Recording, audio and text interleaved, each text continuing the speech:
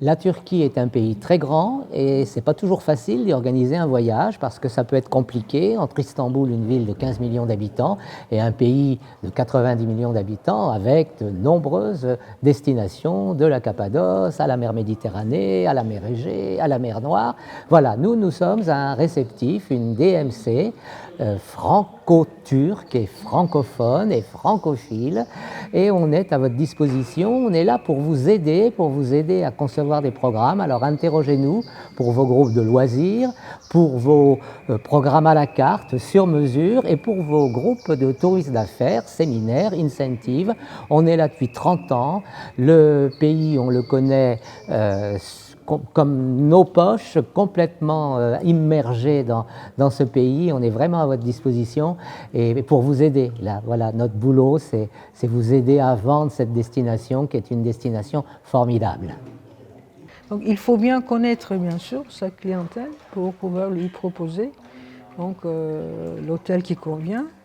Et donc, même dans ces hôtels-là, dans ce groupe d'hôtels, il y a des différences. Ils offrent des choses différentes des uns des autres. Alors, il faut bien connaître ça pour pouvoir offrir le meilleur choix, quoi. Sur le plan du tourisme de congrès, Istanbul, Antalya, Cappadoce sont devenus des destinations, plutôt des marques exceptionnelles, si vous voulez, mondialement connues. Maintenant, quand vous arrivez à organiser un congrès international, vous avez la possibilité de faire appel à 15 000 participants d'un coup.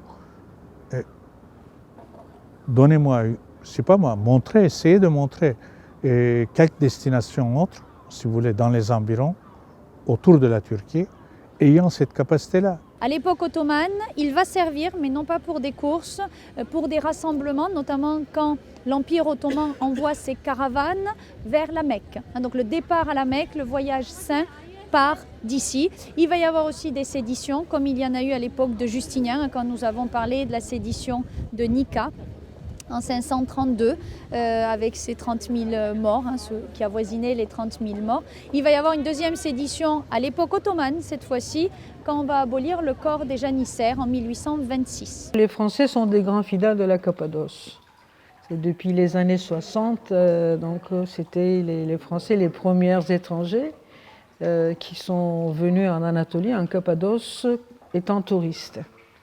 Voilà, et les Italiens les ont suivis, un peu des Espagnols et les Allemands.